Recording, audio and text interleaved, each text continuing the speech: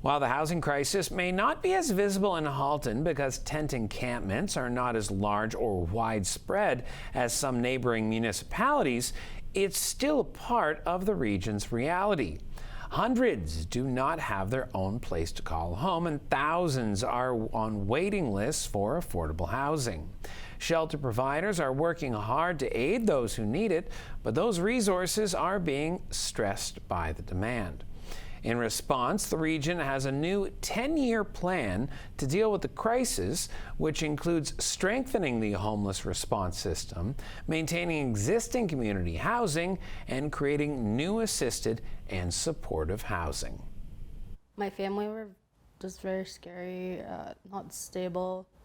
The mental illness was very severe, and I used to isolate and have to hide in my room most of my childhood and just listen to music.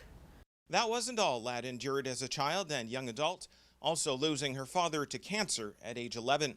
Serious mental health ailments were common among several members of her family, eventually diagnosed with her own depression and ADHD. The familial support she experienced was from her grandmother, still living in poverty, until her grandmother passed away, also of cancer. Dangerous living conditions, as she described it, and interpersonal conflicts followed before a mental health worker got her into the Safe Beds program and this shelter space. It saved my life. I was about to give up. I'd hit rock bottom of my life.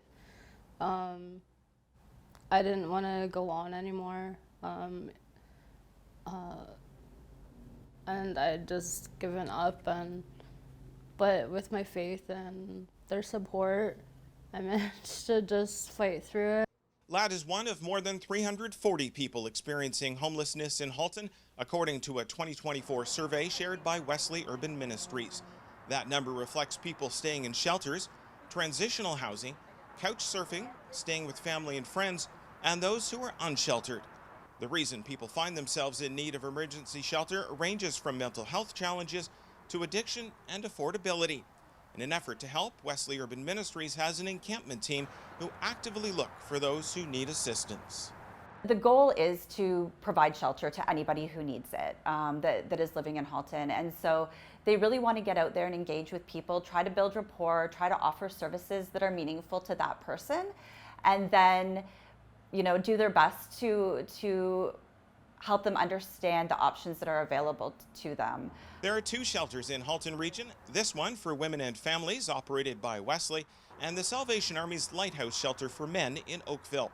While Wesley once had stringent guidelines about people only staying between 30 and 60 days, because of the affordability factor, it's more flexible now for those working hard to find housing or those who are caught on wait lists. Still, Bruce admits that's putting more stress on the shelter's limited resources. Soon, 4 new modular units will be added to the yard in partnership with the region to help more people. Even with that, she says the goal is to get them in and out. I think oftentimes people think that adding shelter beds is the best way to kind of combat the issues that they're seeing with housing. But actually, the best way is to create flow through the shelter system. We don't want people to end up staying here for long periods of time. We really want to create a system where we're getting people through and that homelessness is brief. The current reality means that's not always possible. Shirley Prosper and her partner Pete had been living in Georgetown when she shared the home they were renting was sold. Moving was going to more than double their rent, which was unaffordable. Almost a year into living at the shelter, they have found a sense of community, which is helping in this transition. It's very, very important. It's nice to have friends like that wants to help. They go look at a place and it's not for them, but it could be for someone else there. As they work towards that goal, it could be a long road ahead. Halton Region's Director of Housing Services shared that the wait list for subsidized housing is over 8,000 households, an increase of more than 70% since 2021. Daryl Cater acknowledged that some people can spend years on the list. Even as Halton Region builds new multi-residential social housing, like this 12-unit supportive housing residence in Acton and the recently opened 54-bed complex in Oakville, which is going to provide health and social services support for older adults, another 165 supportive housing units are needed. Preventing people from becoming homeless is far a cheaper option, and it's a more dignified solution for people who are experiencing homelessness. But that's not all we're going to do. We're also going to look at modest increases to our shelter system to make sure that as population increases, we can keep up. We want to offer a bed to anybody in Halton Region who needs it if they're experiencing homelessness that night. The region's new 10-year comprehensive housing strategy also aims to build 450 new units with a budget of just under $200 million. They're asking senior levels of government to aid that effort with a partnership where each contributes 1/3 of the cost, allowing for 1,350 new units to be constructed, while also requesting the usual one-time funding model be transitioned to long-term sustainable funding. Also noting an openness to other partnerships with nonprofits, co-ops, and private developers.